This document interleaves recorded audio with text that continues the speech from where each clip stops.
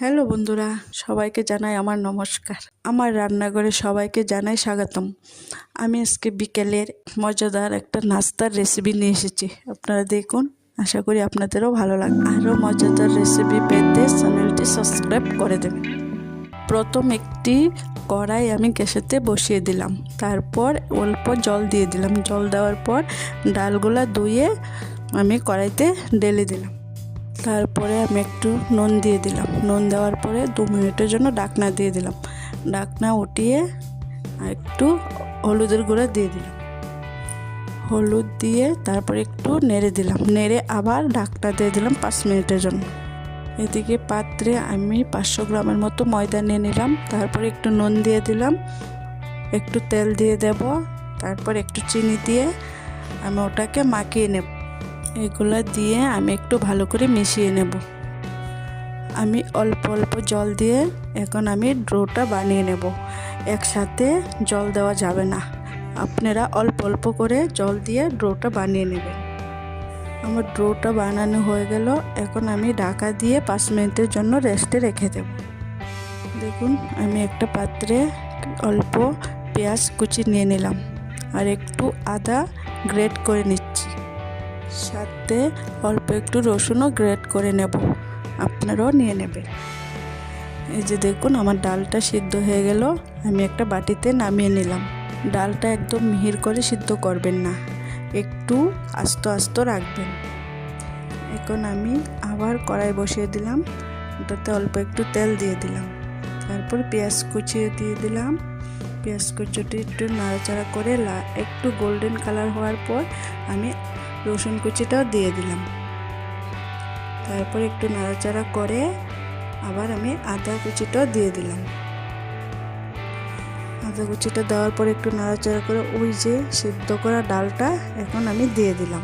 দিয়ে এটাকে একটু নাড়াচাড়া করে একটু নুন দিয়ে দিলাম, একটু মরিচের গুঁড়া দিয়ে দিলাম, একটু জিরের গুঁড়ো দিয়ে দিলাম।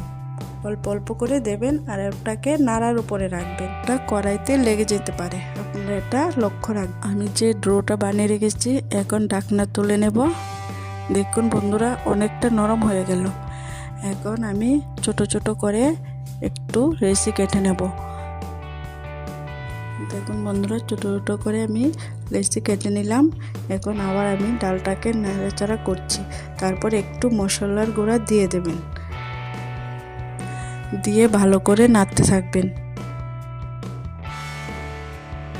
এই যে দেখুন, ডালটা অনেকটা শুকিয়ে এসেছে, এটাকে আরও ভালো করে নাড়তে হবে। দেখুন আমার ডালটা কীরকম হয়েছে, খুব সুন্দর হয়েছে।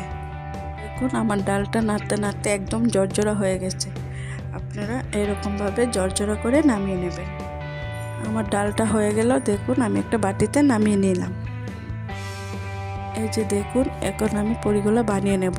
দেখুন, ছোটো করে কেটে রাখা ওই যে লেচিটা, ওটা হাতে নিয়ে টিপে টিপে আমি কীভাবে ডালগুলা দিচ্ছি আপনারা দেখুন।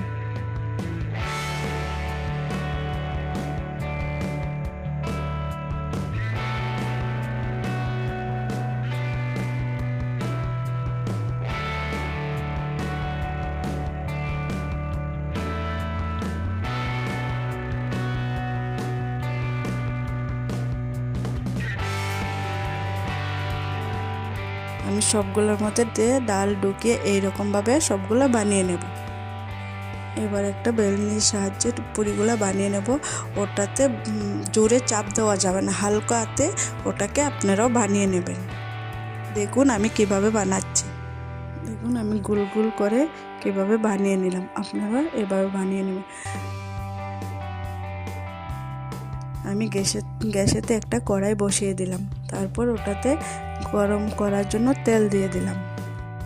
এই যে দেখুন আমার তেলটা গরম হয়ে গেল। এখন আমি বানানো পুরিগুলো এখন বেছে নেব। দেখুন পুরিগুলো এখন ফুলে ফুলে উঠবে, লাল করে আপনারা বেছে নেবেন।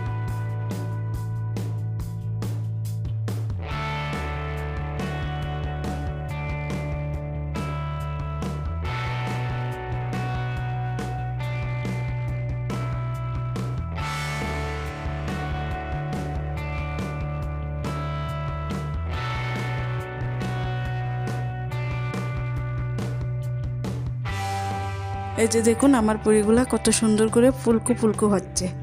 আপনারাও এরকমভাবে ভেজে নেবেন, একটু লাল করে ভেজে নেবেন। এইরকমভাবে আমি সবগুলা পুরি ভেজে নেব। এই যে দেখুন আমার পুরিগুলো কত সুন্দর হয়েছে, ভিতরে ডালগুলো কত সুন্দর লাগছে দেখতে। আপনারা এরকমভাবে বানিয়ে খাবেন, খুব ভালো লাগবে। যদি আমার ডাল পুরি রেসিপিটা ভালো লাগে তাহলে আপনারা আমাকে কমেন্ট করে জানাবেন, আর আমার ভিডিওটা লাইক কমেন্ট শেয়ার করে দেবেন।